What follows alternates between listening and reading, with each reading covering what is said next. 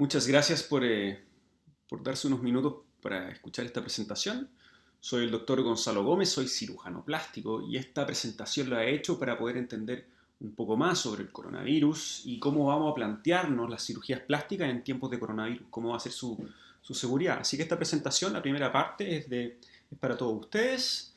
La he realizado para tener datos simples, prácticos y concretos para poder entender de mejor manera el coronavirus. Entonces esta primera parte se llama Coronavirus, una nueva realidad. ¿Será que nos estamos enfrentando a una nueva realidad de cómo nosotros vamos a comenzar a vivir? ¿Será que vamos a tener que estar usando constantemente cascos de protección para poder salir a la calle como Buzz Lightyear? ¿O será que vamos a tener que empezar a manejar con mascarilla y guantes y protegernos constantemente? ¿O será que realmente es algo temporal y que prontamente vamos a volver a restaurantes, lugares de fiesta, matrimonios, muy concurridos, con mucha gente? Y la verdad que yo lo veo, esto es muy parecido como fue el 9/11, hace prácticamente 20 años atrás, donde nuestro concepto de seguridad cambió. Aquí probablemente lo que va a quedar después del coronavirus es que los conceptos de seguridad desde el punto de vista de salud pública van a cambiar. Porque todos los verdad es que queremos volver a vivir, a estar en un ambiente compartiendo con nuestras familias, con nuestros amigos, estar en un ambiente socialmente normal. Pero para que eso pueda pasar, nosotros tenemos que pasar este periodo. Y lo que nosotros tenemos que hacer en estos momentos es conocer a nuestro enemigo. Y yo desde enero, donde comenzamos a estudiar y a entender el coronavirus, para mí siempre esto es y ha sido una guerra biológica. Si no es una guerra biológica, entonces la verdad, ¿qué es lo que es? Nunca en la historia se ha reunido tanto dinero para una sola causa en tan poco tiempo como ha sido para desarrollar la vacuna al coronavirus. Los datos científicos se han concentrado todos y muchos de las journals y papers que habitualmente son pagados hoy en día es de libre acceso. Hay más de 190 potenciales vacunas en estudio. La inteligencia artificial, el mayor computador de Estados Unidos, el Summit de la IBM, está en búsqueda de una droga que haga un match, que haga una compatibilidad bioquímica para el COVID. O sea, tenemos inteligencia artificial buscando tratamiento para el COVID. Tenemos todos los laboratorios del mundo buscando la vacuna para el COVID. Y los mayores lockdowns, los mayores cuarentenas a nivel global de la historia se han producido a raíz del coronavirus. Entonces, la verdad que si esto no es una guerra, ¿qué es lo que es? Si vamos a nuestro buscador científico PubMed y ponemos en el buscador COVID-19, hay más de 29.000 resultados en menos de un año. Si coloco en PubMed ébola, hay 3 veces menos resultados en los últimos 50 años. Entonces, la información científica disponible para COVID es abrumadora. Esto también se transformó en una pandemia de la globalización digital. Tanto es así que si yo coloco en Google, por ejemplo, VIH, arroja cerca de 41 millones de resultados. Si coloco herpes zóster, son todos virus, da 8 millones de resultados. Si coloco el Zika, que afectó a Brasil hace un par de años atrás, da 30 millones de resultados. Pero si coloco COVID-19, hay más de 5.600 millones de resultados. Es una pandemia de la globalización digital también. Pero también es una pandemia de la desinformación y de los fake news. Por lo tanto, mi presentación un poquito quiere eso, quiere desmitificar muchas de las cosas que se hablan del coronavirus. El coronavirus no es el primero de la historia en producir pandemia. Este es un slide que se hizo en marzo. Esa bolita que al final representa el COVID, que en marzo teníamos 27.000 muertos, hoy día estamos bordeando muchísimo más, estamos cerca de los 500.000. Pero no es la primera de la historia ni será la última, y han habido otras pandemias mucho, mucho peores. Entonces, la verdad que nos estamos enfrentando a un virus nuevo, con diferentes teorías de dónde se originó, pero es un virus nuevo. Y lo que nosotros tenemos que hacer es entenderlo. Y de ahí viene una serie de preguntas. Por ejemplo, ¿qué es lo que yo debería saber del coronavirus? Primero que es un virus pequeñito, es un virus muy simple, es muy básico, pero tiene dos estructuras que son importantes. Uno se llaman las spike protein, que son las spikes, son estas proteínas de superficie que le dan la forma de corona, de radiado, que son el punto probablemente donde las vacunas van a hacer efecto, en ese spike protein. Y tiene un segundo componente bien interesante, que es la membrana que lo recubre. Es una membrana de grasa. Y esa membrana de grasa es muy lábil a los cambios de cuando está en contacto con sustancias como puede ser el alcohol gel y el jabón. Entonces, si yo quiero romper el coronavirus de una manera sumamente simple, es lavarse las manos con agua y jabón. No necesito estar usando guantes de manera permanente si en mi bolsillo tengo un alcohol gel. Si yo voy al supermercado, agarro el carro del supermercado y tengo miedo, me contagié, es sumamente simple. Pesca tu alcohol gel y lávate las manos con alcohol gel o con jabón. Ya con eso destruiste la membrana plasmática del virus. No necesitas ni vacuna ni remedio. Mira qué simple. Porque tú destruyes la membrana plasmática del virus. Es un virus nuevo, pero es importante recordar la historia. Siempre la historia es buena revisarla para ver qué podemos aprender. En el año 2002 y 2003 hubo un coronavirus, que era el primo hermano de este que tenemos ahora. Se llamaba SARS, igual que este. Es como el COVID-1, ¿sí? Y en el 2002-2003 afectó a gran parte de Asia, y a diferencia de nuestro coronavirus de ahora, él tenía una mortalidad mayor. Y fíjense que se extinguió completamente y desapareció, ¿ya? Pero muchas de las investigaciones quedaron, muchos de los proyectos de vacunas quedaron, y son esas investigaciones iniciales, esos proyectos de vacunas iniciales que nos sirven ahora para poder tener un prototipo de vacuna de aquí a poco tiempo. Si no hubiese pasado ese SARS-1, probablemente en estos momentos no estaríamos en nada, estaríamos recién haciendo análisis en ratones. Entonces es importante ver la historia. Ahora, una cosa interesante de ese SARS-1 es que era muy parecido al que tenemos ahora. Los anticuerpos que los pacientes producían son muy parecidos a los anticuerpos que los pacientes producen ahora. La información genética de ese virus es muy parecida a la que tenemos ahora. Entonces podemos aprender algunas cositas de ese virus. Años más tarde aparece el MERS. El MERS sí que era peligroso, tenía un 30% de mortalidad. Y ojo, este 30% de mortalidad no distinguía entre factores de riesgo en pacientes más ancianos, más viejos, población más joven. No, era un 30% de mortalidad. Entonces hay que aprender un poquito la historia. Otra cosa importante del coronavirus son los síntomas. Como concepto general, este virus puede producir todo tipo de síntomas, todo tipo de síntomas. Entonces, lo que uno tiene que saber es que cualquier síntoma que yo presente hoy en día, en julio del 2020, es coronavirus hasta no demostrar lo contrario. Y eso es importante, porque eso permite que tú, si tienes un síntoma, cualquiera que sea, inmediatamente te debes auto-encuarentenar, auto-aislar. Y no esperar a tener una PCR para decir, tengo coronavirus. Hoy en día, cualquier síntoma, cuarentena. ¿Cuáles son los síntomas más comunes? La fiebre. Pero ojo con la fiebre. No esperemos que todo el mundo tenga fiebre. Solamente el 80%. O sea, uno de cada 5 no va a tener fiebre. Si en tu casa son 5 personas, una persona no va a tener coronavirus. O sea, no va a tener fiebre. Entonces, ojo con la fiebre. Síntomas diferentes. Y la pérdida del olfato y el gusto es un síntoma que no le da a todo el mundo, pero si les da, es muy probable que sea coronavirus. Es un virus que produce esta característica, es muy diferente a otros virus. Los números se repiten en todos los países. Chile no es la excepción. Y por eso también un poquito de tener un poquito más de calma y no quedar desesperado con los números que están pasando en las noticias, en los periódicos, los periodistas, los alcaldes. Los números se repiten en todos los países. Nosotros, Chile, no somos la excepción, no somos una población ni inferior ni superior, somos el promedio a nivel mundial. ¿Y cuáles son las cosas que se repiten? Que el 80% de los pacientes cursa con un cuadro leve, el 14% cursa con un cuadro grave, o sea, significa que va a tener que ir a la clínica, al hospital, a colocarse oxígeno, a tener antibióticos, porque se infectan con neumonía, etcétera, etcétera. Y el 5% va a la UCI, y de ese 5% aproximadamente el 50% puede llegar a fallecer.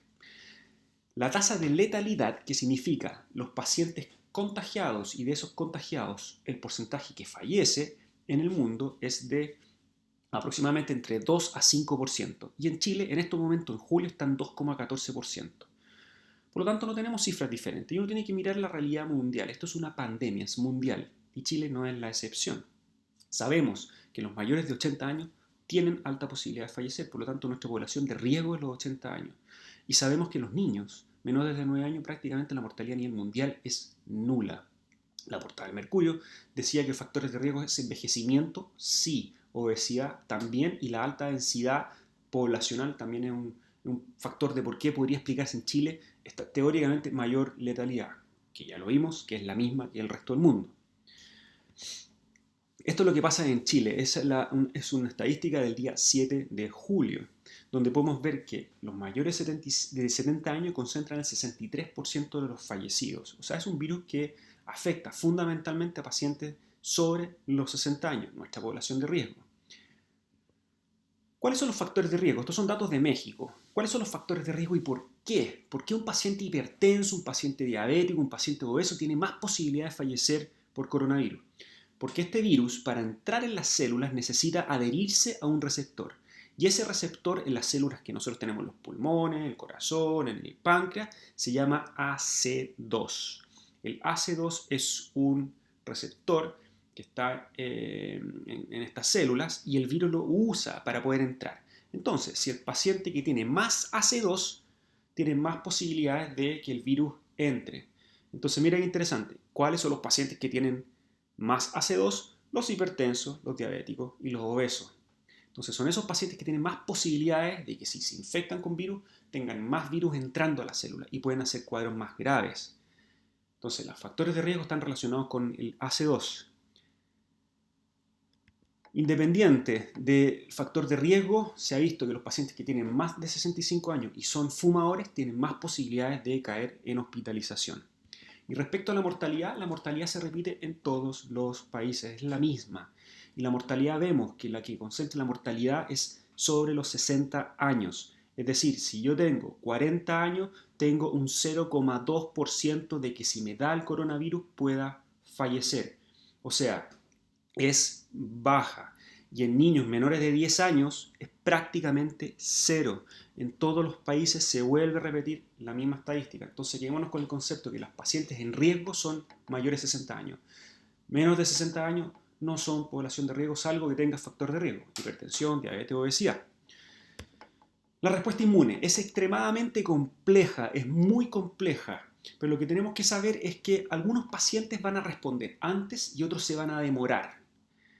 Unos pacientes van a responder más potente y otros pacientes van a responder menos potente, pero todos responden, salvo que tengas una enfermedad inmunodeprimida.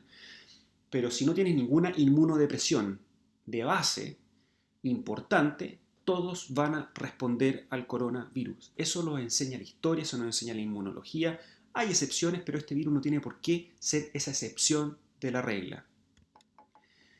Esta es la cascada inflamatoria, extremadamente compleja, pero lo interesante es que de todo esto hay algunos pacientes que hacen lo que nos gusta llamar de tormenta de citoquinas, que es una citoquina, es un producto inflamatorio. Entonces, algunos pacientes que no se sabe y se cree que podrían tener alguna alteración genética, ¿sí? Por eso tú vas a ver en la noticia que el paciente corría maratón, hace un mes estaba corriendo maratón y ahora está intubado en la UCI y no tenía ni hipertensión, ni diabetes, ni nada de eso. Ese grupo de pacientes se cree que podría tener una alteración genética. ¿En dónde? En los receptores AC2. Entonces acá no hay magia. Este es un virus que afecta a un receptor y si tú tienes alguna alteración en esos receptores, vas a hacer la excepción de la excepción y vas a ver esos titulares en las noticias. Pero eso no es la normalidad. Entonces, lo que se ha visto es que en algunos pacientes hacen lo que se llama como tormenta de citoquinas. Y esta tormenta de citoquinas es una inflamación descontrolada que va a producir dos fundamentalmente consecuencias. Uno es el SDRA, síndrome de distrés respiratorio del adulto. Son estos pulmones completamente inflamados que se ven blanco en el escáner y que son los que terminan en sus pacientes después en la UCI. No todos los pacientes llegan allá. Y como consecuencia de eso, generan la coagulación intravascular diseminada, CID.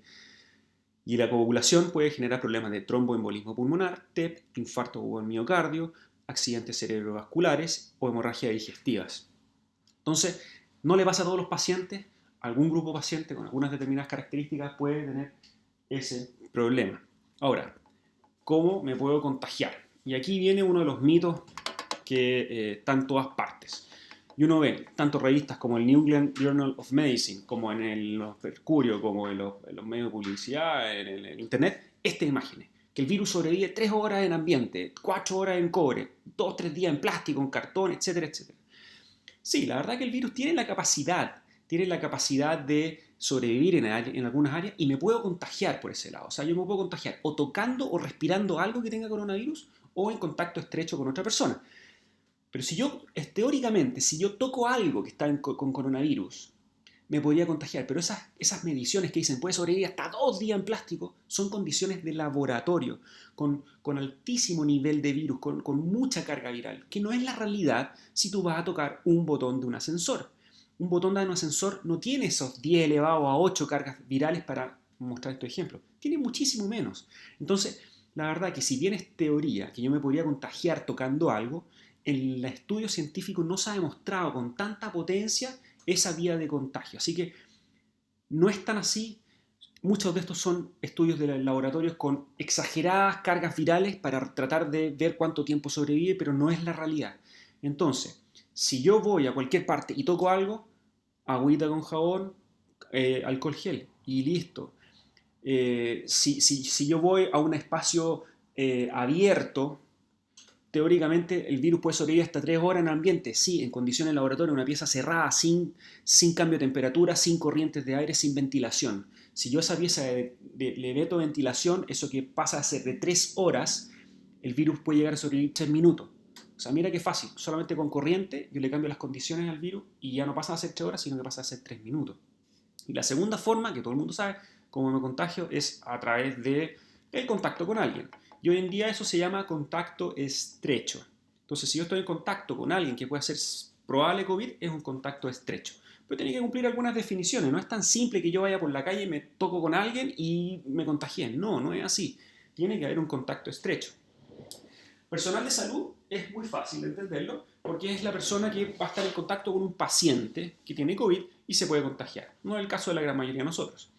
Pero son dos situaciones, dos tipos de contacto estrecho. Lo primero es que si yo estoy cara a cara con alguien, sin mascarilla, sin ningún tipo de protección, por más de 5 minutos, a 1 metro de distancia, 1,5 metros de distancia, y la otra persona tiene COVID o síntomas de COVID, ese es un contacto estrecho. O sea, la posibilidad de que yo me haya contaminado por estar frente a frente, más de 5 minutos, sin mascarilla, puedo haber respirado esa gotita de saliva que tiene el coronavirus, que ya lo vamos a ver, y me contagio. Es un contacto estrecho. Si yo voy por la calle y me topo con alguien, eso no es un contacto estrecho. Eso no es nada. Y la segunda forma de contagio es, por ejemplo, una oficina, que yo voy a estar a menos de 2 metros de distancia de la persona que está al lado, sin mascarilla y por más de 2 horas. Por ejemplo, una reunión. En una reunión, una sala de 10 personas, si no usan mascarilla, van a estar en un espacio cerrado, a menos de 2 metros de distancia, por más de 2 horas. Si una de esas personas en esa reunión tiene coronavirus, es un contacto estrecho y ahí todas las personas que estuvieron en esa reunión van a tener que entrar en cuarentena preventiva.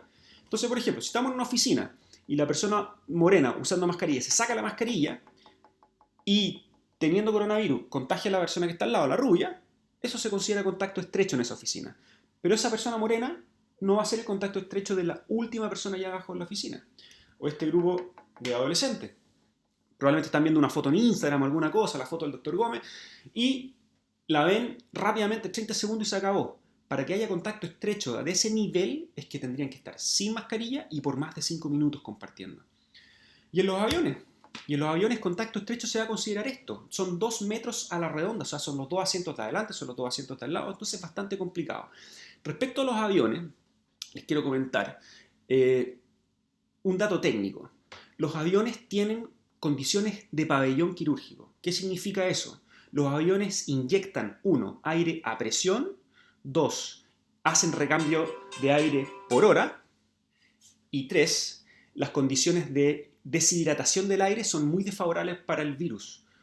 Por lo tanto, el día de mañana, teóricamente, viajar en avión va a ser seguro, solamente por esas 3 condiciones ambientales. Inyección de aire a presión, recambio de aire por hora y el nivel de sequedad del aire. Entonces, si ustedes me preguntan si he leído algún trabajo que diga que el paciente se contaminó volando en avión, no, los pacientes se contaminan en lugares muy concurridos y esa transmisión la llevan a la casa. Entonces, para que se queden tranquilos, probablemente los aviones, más adelante va a salir más información, pero los aviones no va a ser un gran lugar de riesgo. Pregunta, ¿cómo me protejo entonces de una manera simple? ¿Usando guantes? Por favor, no. Los guantes no sirven, dan una falsa sensación de seguridad. Es lavarse las manos. Y miren qué interesante esto. Las gotitas en suspensión, ¿sí? La gotita de suspensión que contiene coronavirus, demoran 30 segundos en caer solamente con la ventilación de una ventana. O sea, pasamos de esa teoría mítica de 3 horas que quedan volando, flotando los virus, y el virus, esa gotita va a caer solamente por abrir la ventana en 30 segundos. Mira qué fácil. Y si yo tengo un poquito corriente, ese espacio me va a recambiar el aire unas 3 veces por hora, por lo cual voy a eliminar hasta el 90%, no solo coronavirus, sino que todos los contaminantes. Y si le abro la puerta a la ventana, puede llegar a formar una corriente tan brutal que va a tener hasta 17 cambios de aire por hora. Un pabellón recambia los aires entre 15 y 25 veces por hora. Entonces estás a nivel de pabellón, solamente por el recambio de hora. Súper simple. Abrir la ventana, ventilar, ambiente corriente, aire libre. El ambiente, el clima, si es más calor o menos calor, eso un poquito se ha ido desmitificando. Y la verdad que el virus sobrevive tanto en ambientes fríos como en ambientes calurosos. No porque llegar el verano va a bajar el coronavirus. ¿Ok? Lo que sí se ha visto es que el virus no sobrevive mucho en ambientes muy secos. Entonces, a mi parecer, ¿tiene sentido manejar con mascarilla, con guante? Absolutamente no. Los guantes dan falsa sensación de seguridad y la mascarilla sirve solamente para espacios concurridos. En tu auto solo manejando no tiene sentido. Y si te da susto, baja la ventanilla un ratito, ventila tu auto en 30 segundos, no tienes más coronavirus dentro de tu auto. Entonces, ¿vamos a usar mascarillas, lentes y distancia social para siempre? Vamos a responderlo. Esto es un slide muy interesante. ¿Por qué? Porque el virus necesita un medio de transporte para contagiar a otra persona. Y ese medio de transporte se llaman gotitas de agua. Esas gotitas de agua tienen un nombre técnico, pero son gotitas de agua. Pueden ser más grandes o más chicas. Si son más grandes, son más pesadas, por lo tanto caen antes. ¿Ok? Y esas gotitas pesadas, grandes, caen antes, es cuando nosotros conversamos, cuando reímos, cuando cantamos. Si tosemos o estornudamos, esas gotitas se aerolizan y quedan chiquititas. Por lo tanto, el aerosol puede quedar más tiempo flotando en el aire y puede viajar un poquito más en distancia. ¿Ya? Entonces, pero miren lo que dice ahí. Una gotita de una conversación o tos a 1,60 m, o sea, puede llegar hasta 1,60 m y puede demorar hasta 9 minutos en caer. Puede quedar flotando 9 minutos, pero en espacios cerrados. Si yo abro la ventana o estoy caminando por la calle, esa gotita prácticamente cae inmediatamente. Entonces, si esta gotita queda flotando y yo le meto un poquito de flujo corriente, esa gotita va a caer. Si le meto un poquito de aire seco, esa gotita se va a deshidratar. Y si esa gotita cae al piso, no vuelve a reflotar, porque el virus necesita el medio de transporte que es la gotita. Esa gota al suelo se destruye, se seca, se rompe, y ahí el virus se muere. ¿Ok? El virus no tiene alas, no es una mosca, no vuela solo, necesita un medio de transporte que es la gotita. Si yo afecto esa gotita, se acabó. Esa es una slide que muestra cómo el flujo al toser en verde puede salir como un jet, por arriba y por abajo de la mascarilla. Así que las mascarillas hasta cierto punto no te protegen del todo. Y esta es una imagen que anda de vuelta en internet, que demuestra cómo te protege la mascarilla. Sin mascarilla y con mascarilla. Es un cultivo de las mismas bacterias que nosotros tenemos en la boca. Pero pueden ver que usando mismo mascarilla salen cultivos positivos. Entonces la mascarilla también no es la panacea para prevenir el contagio. Lo mejor es entender el contagio, que el virus va en las gotitas de agua, y si yo entiendo eso, puedo prevenir abriendo ventanas, ventilando o secando el ambiente. Si vamos a la literatura científica, lógicamente la literatura científica dice que es mejor usar mascarilla que no usar. Todo lo que está en la línea izquierda son trabajos que hablan de protección. Entonces vemos que hay un montón de trabajos que hablan de la protección, pero ojo, en la transmisión de un paciente sintomático con coronavirus a otro. Eso es lo que hablan los trabajos. No hablan los trabajos de que yo puedo prevenir que un paciente no sintomático se deje de contagiar. ¿Ok? Es muy diferente que yo con coronavirus contagie, que yo sano me deje de contagiar. Tanto así que la Comunidad Europea recomienda que solamente las mascarillas deben ser usadas en pacientes sintomáticos. Ahora, nosotros para hablar de medidas, podemos hablar de medidas que tienen evidencia científica, que demuestran su utilidad, o podemos hablar de medidas epidemiológicas, que por necesidad de salud pública las tenemos que implementar. En este caso, el uso de mascarilla es una medida de salud pública, no tiene evidencia científica que respalden su uso, pero por medida de salud pública las debemos usar. Ahí viene el coma, pero las debemos usar en momentos de pandemia, cuando los casos están altísimos. El momento que esto deje de ser un problema de contagio, nosotros deberíamos dejar de usar mascarilla y debería quedar a una libre voluntad si tú quieres prevenirte, autoprevenirte, pero dejarlo como una medida de salud pública para todo el mundo y salir a la calle con mascarilla, eso debería ser repensado una vez que los datos de contagio bajen. Entonces, como conclusión, es que sí, yo voy a ir a un espacio con mucha gente, muy concurrido, que puede ser el metro, el bus, el supermercado, la feria, etcétera, etcétera, una clínica, deberíamos usar mascarilla para protegernos como una medida de salud pública. ¿ok? Pero una vez que los contagios bajen, deberíamos dejar de usar mascarilla y cada uno verá si la sigue usando. Respecto a la distancia, está súper demostrado que como las gotitas que salen por la saliva pueden viajar hasta 90 centímetros, 1,5 metros, máximo 2 metros, esas gotitas caen y por lo tanto todos los trabajos de evidencia científica que están al lado izquierdo avalan esa medida de distanciamiento físico, de 1 metro para adelante. Y respecto a usar máscaras faciales, es lo mismo que las mascarillas. También hay evidencia científica que respalda su uso, pero también para prevenir que un paciente contagiado contagie a otros, no al revés. Respecto a las cuarentenas, súper controvertidos desde el punto de vista de la evidencia científica. Sí es una medida de salud pública muy importante. ¿Por qué? Porque todos sabemos que necesitamos disminuir ¿cómo se llama? Necesitamos disminuir la curva, aplanar la curva. Aplanar la curva significa que el sistema sanitario no colapse. Porque si yo sé, por ejemplo, que el 5% de mis pacientes va a ir a UCI y tengo en un momento determinado 200.000 pacientes contagiados en un corto periodo de tiempo, voy a necesitar, si las matemáticas no me fallan, voy a necesitar 10.000 camas UCI. ¿Ok? Y 10.000 camas UCI no hay.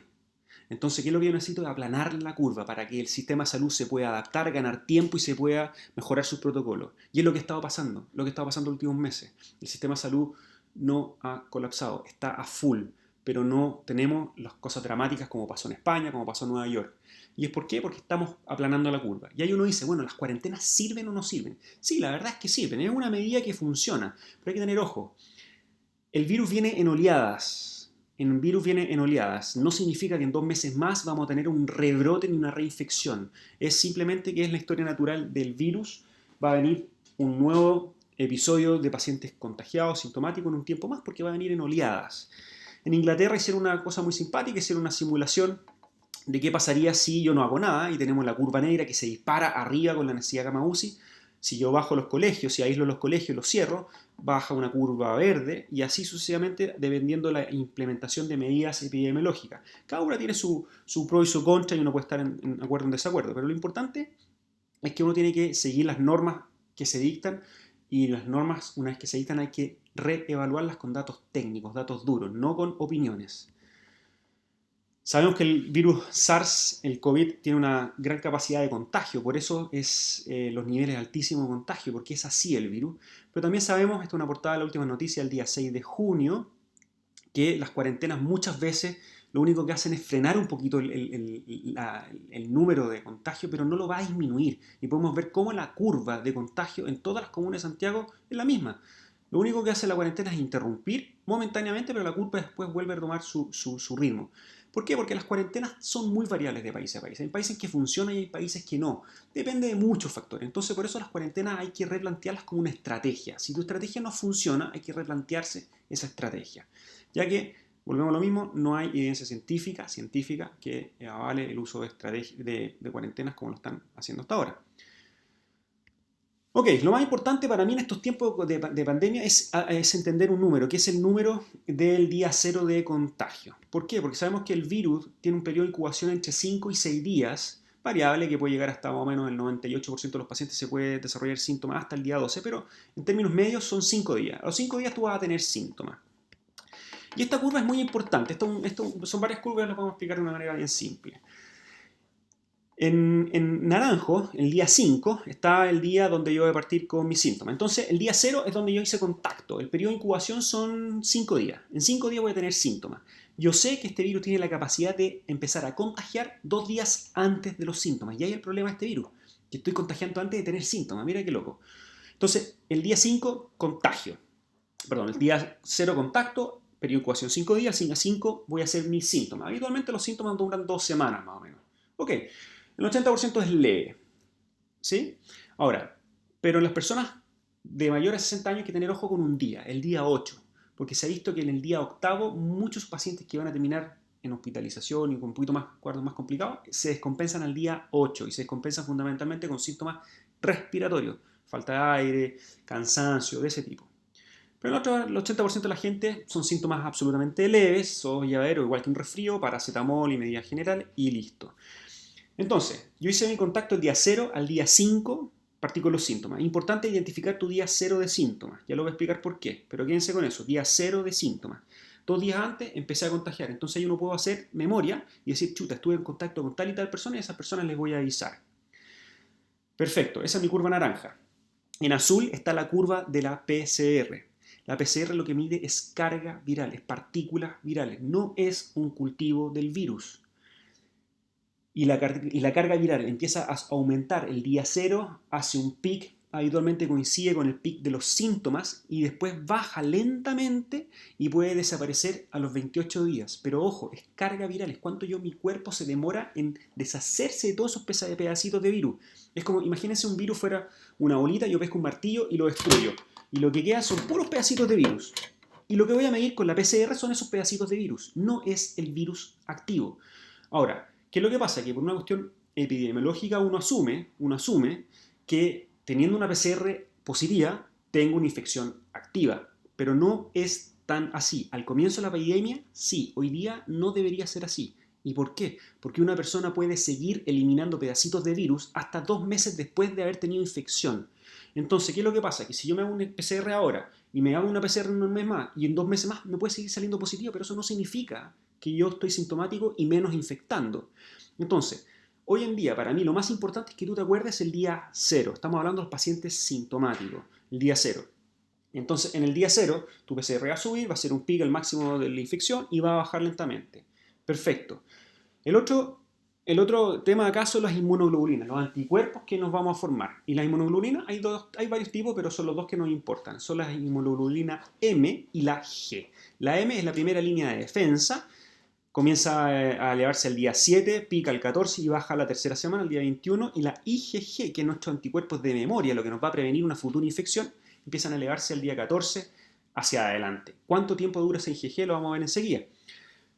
Pero lo importante es tener este cuadro con claridad. Sabiendo estas fechas, uno sabe muchas veces poder entender esta infección. Entonces, recapitulemos. PCR no es lo mismo que contagio, no es lo mismo que infección. Lo más importante es tu día 0 de síntomas. Ahí tu día 0 tú vas a contar, vas a hacer tus cuentas y vas a saber que 2 días atrás puedes haber infectado.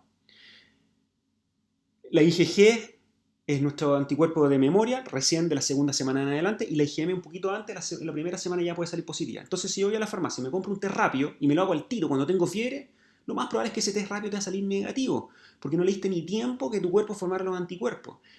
Si tú te haces el test rápido 2 o 3 semanas después del día 0 de tus síntomas, ahí probablemente el test te va a salir positivo. Pero acuérdense lo que dijimos al principio, hay pacientes que responden antes y otros responden después. Pacientes se demoran más y otros pacientes se demoran menos. ¿Ok? Este es un slide que muestra lo que estamos hablando de la PCR.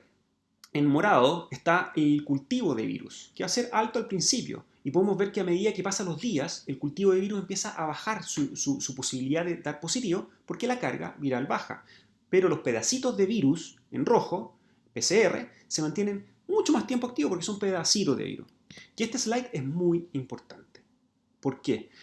Porque este slide me dice cuánto tiempo yo puedo contagiar a otra persona. Y miren qué simple. Carga viral. Si yo tengo poca carga viral, tengo poca posibilidad de infectar a otra persona. No es lo mismo infectar a una persona con una carga viral altísima que con una carga viral mínima. Y que se ha visto en estudios, tanto epidemiológicos como de cultivos. Hay un número que se llama carga viral de 10 elevado a 5. Vamos a ponerle un 5. Si yo tengo una carga viral de 5 hacia arriba, voy a contagiar sí o sí. Si tengo una carga viral de 5 hacia abajo, es tan baja que ni siquiera los cultivos de virus me pueden salir positivos. Y si un cultivo en laboratorio en condiciones ópticas no sale positivo, menos va a salir la posibilidad de poder infectar a otra persona. ¿Y qué es lo que se ha visto? Que en la curva que está en verde, los pacientes que cursan con cuadros leves, con cargas virales leves, la posibilidad de infectar empieza a disminuir bruscamente al día 7. O sea, al día 7 mi carga viral ya está en el nivel mínimo capaz de poder infectar a otra persona. Al día 8 ya mi carga viral bajó de ese número mágico de 5. Y así sucesivamente. Entonces si uno dice, mi día 0 de síntomas, yo saco mis cuentas, mi día 0 de síntomas, en 7 días más voy a contagiar a todas las personas que estén por delante mío. Pero el día octavo ya voy a dejar de contagiar. Y si quiero estar segundo, número mágico, cuarentena, 14 días. Entonces, si yo te sé cuándo partí con mis síntomas y le sumo 14 días, yo puedo estar seguro que el día 15 no debería contagiar a nadie. Y por eso hacemos cuarentena. Y por eso creo yo que la interpretación de tener una PCR de alta es un error, porque esa PCR te puede seguir saliendo alta. No es lo mismo la PCR que el contagio. Entonces, lo más importante para mí en este momento es saber tu día cero de síntomas. Y ahí tú sabes que por estadística científica, al día 7 dejas de contagiar. Ok, ¿te quieres estar más seguro? 14 días y listo. Eso no es válido para los pacientes hospitalizados, menos para la UCI, porque tienen carga viral mucho más alta. Un paciente UCI puede tener 60 veces más carga viral que un paciente que hace un cuadro leve. Y esos pacientes se demoran mucho más tiempo en limpiarse del virus. Entonces, quedémonos con ese número. Voy a contagiar 7 días. De ahí en adelante voy a disminuir y el día 14 prácticamente ya es cero. La pregunta, ¿todos creamos anticuerpos? Sí, todos creamos anticuerpos. Algunos se van a demorar más que otros. Algunos se van a demorar 1 mes, 2 meses, 3 meses, pero todos creamos anticuerpos al final de la película. La pregunta es, ¿existe la reinfección? La respuesta es probablemente no. La reinfección probablemente no. Volvemos a lo mismo. Si yo tomo un anticuerpo muy precoz, voy a ver qué pacientes, voy a decir, no hicieron anticuerpo. Entonces este grupo de pacientes que no hizo anticuerpo puede que se reinfecte. Pero la verdad es que si yo me demoro un poquito más y me demoro a lo mejor 3 meses en tomar el anticuerpo de todo el mundo, voy a ver que el 100% de mi muestra hizo anticuerpo. Entonces la pregunta es, ¿existe la reinfección por coronavirus? Esta es una revisión Cochrane, que los que saben es una revisión de alta evidencia científica, y la respuesta es no hay evidencia de reinfección en coronavirus. Si se llegara a dar, podría ser por un nivel de exposición altísimo, o sea, un paciente lógicamente, o sea, aunque tengas anticuerpos, si te vas a meter en una UCI sin protección, sin nada, con ese nivel de carga viral, a lo mejor te puedes volver a contagiar, pero no es la normal. O porque el paciente tiene una inmunodepresión.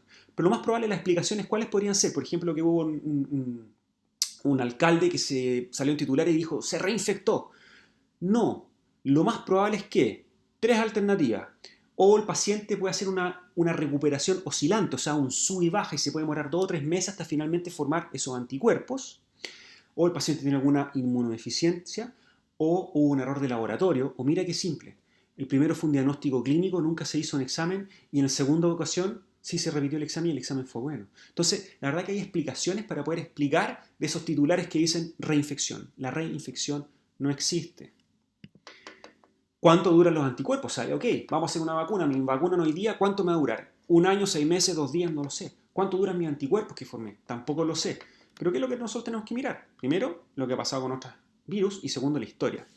Por ejemplo, el sarampión, uno se demoraría más de 300 años en que esos anticuerpos que tú formaste para el sarampión desaparezcan. O sea, el anticuerpo del sarampión es para toda la vida.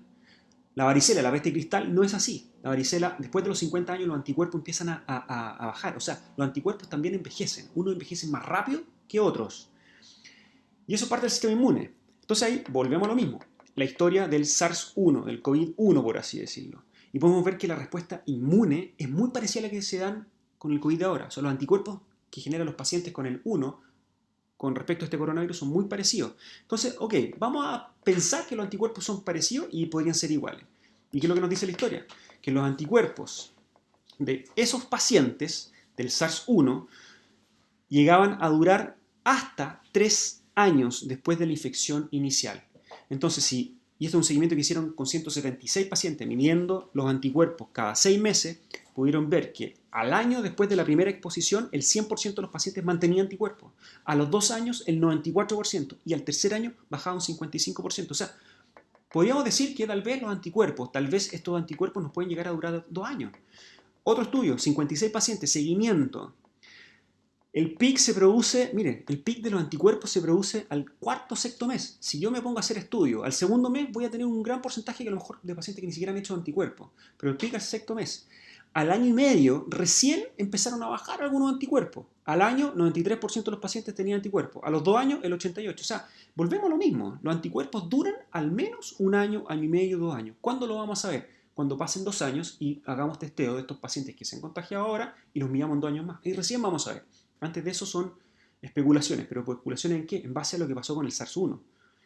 Y los niños, y aquí no voy a tener mucho, porque lo que se sabe de los niños es que, y lamentablemente, todo lo que se pueda decir de los niños se basa en un comentario de una conclusión de un trabajo científico que salió publicado en febrero o marzo de este año, donde el autor principal decía que los niños podrían ser un reservorio del coronavirus. Podrían, hipotético. Lamentablemente, ese podría se transformó en un los niños son. Y desmitificar eso es muy difícil.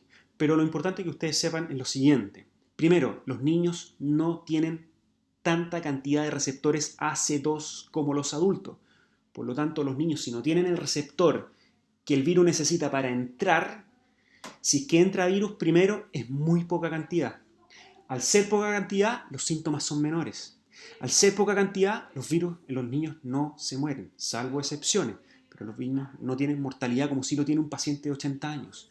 Entonces, hay que desmitificar un poquito el tema de los niños. Se ha estudiado que el reservorio, o sea, significa que los niños son como el causante, ¿no? El causante de la enfermedad. Para el H1N1, el 50% del reservorio eran los niños. Se ha estudiado que en este reservorio coronavirus 2019, el reservorio de los niños es el 9%. Por lo tanto, todo el 91% restante del reservorio son los adultos. Entonces, hay que desmitificar un poquito el tema de los niños que son el reservorio, que son el medio de contagio, etcétera, etcétera. Y pensemos en algo más simple. Volvamos atrás a la gotita de agua. La gotita de agua, sabemos que en un adulto que mide 1,70 m va a lanzar una gotita de agua con coronavirus a un nivel de 1,70 m.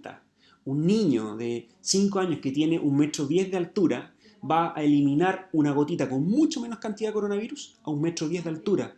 A menos que tú estés agachado respirando, esa gotita no tiene la capacidad de subir. Las gotitas bajan, no suben. Entonces, por donde uno mire, los niños no son los responsables del tema del contagio de este coronavirus. Entonces hay que desmitificar un poquito eso. Quedarse tranquilo que los niños primero se contagian con síntomas con menos síntomas. No tosen, no hay tos estornudo. Segundo, excepcionalmente mortalidad bajo los 10 años. Tercero, no es el reservorio, no es la fuente de contagio. Entonces, la verdad que es una de las cosas que yo le pido a las personas responsables de los medios de comunicación, empezar a desmitificar un poquito esto. Finalmente, vacuna y medicamento. Esta es la historia natural de una vacuna. Un medicamento se puede demorar entre 10 a 15 años de investigación antes que salga al mercado y pueden significar billones de dólares.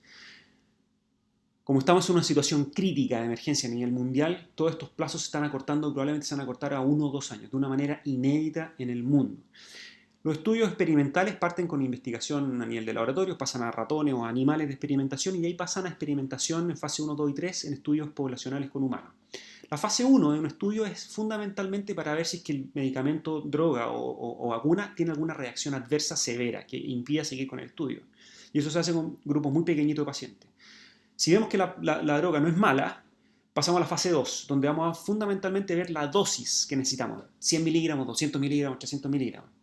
Y si ya sabemos que no es mala, sabemos la dosis, vamos a pasar al estudio fase 3, donde vamos a ver la respuesta de esa droga, de ese medicamento. Y eso demora tiempo. Ahora, como esperanza, sabemos que en el mundo hay más de 190 vacunas en proceso de investigación.